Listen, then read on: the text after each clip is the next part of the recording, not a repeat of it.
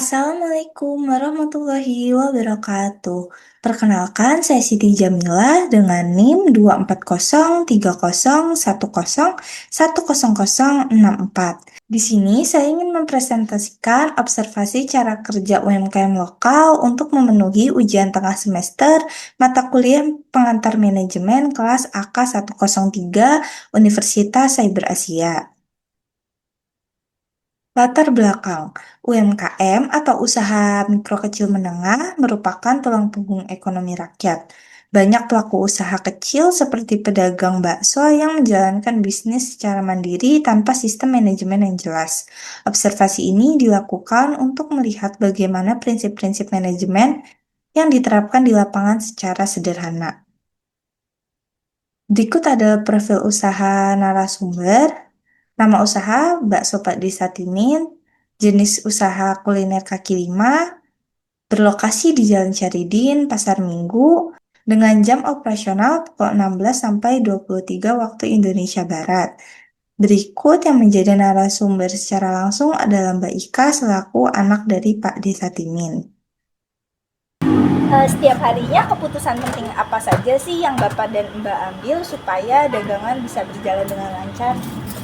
Biasanya sih setiap hari ya, kita tuh kira-kira bahan apa aja yang perlu kita beli nih. Kayak misalkan ayam, tahu, mie, sama semacamnya lah. Kan karena kalau misalkan kita beli kebanyakan terus nyisa, itu kan kita yang rugi ya. Terus juga biasanya kita ngecekin nih stok bumbu apa aja udah habis dan perlu dibeli lagi. Terus paling kita juga kayak usahain kalau jalan berangkat dagang nih nggak bisa kesorean, karena kalau kesorean takutnya kan udah ada langganan yang nunggu, terus kitanya belum datang kan, mereka kok jadinya nggak jadi beli gitu kan, itu kita juga yang rugi kan, jadi nggak ada jualan. Terus selama menjalankan usaha, masalah apa saja sih yang sering Bapak dan Mbak hadapi saat berdagang? Kalau masalah biasanya sih masih kecil-kecil ya, kayak misalkan kalau kita lagi rame nih, kita kan pembayaran biasanya kalau bayar cash, duit, pakai itu QRIS. Nah sedangkan kalau lagi rame nih, biasanya QRIS tuh ada yang kelewat tuh, karena kita nggak ngecekin satu, ada yang kayak belum bayar lah, atau ya kalau lagi apes-apesnya tipu, bilang udah bayar dan belum, gitu sih.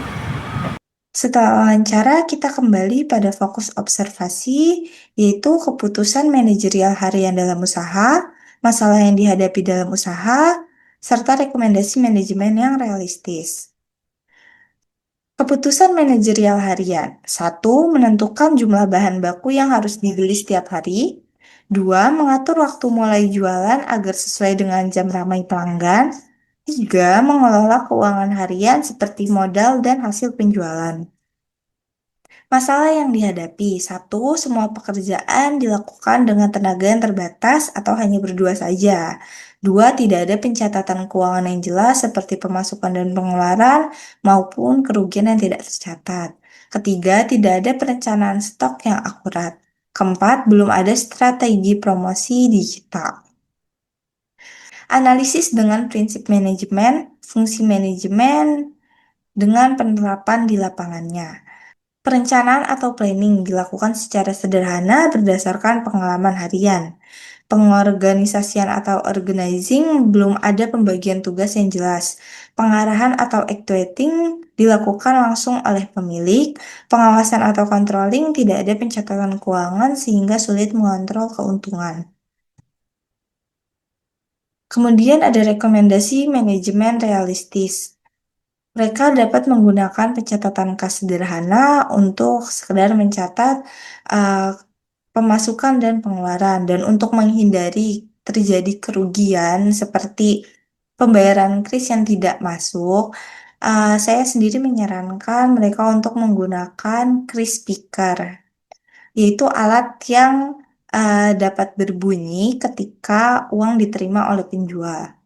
Kemudian mereka dapat membuat jadwal kerja harian agar lebih teratur, seperti kapan harus berbelanja, kapan harus menyiapkan, dan kapan harus berangkat bekerja. Kemudian menerapkan perhitungan stok berbasis rata-rata penjualan mingguan, terutama pada barang seperti bumbu-bumbuan.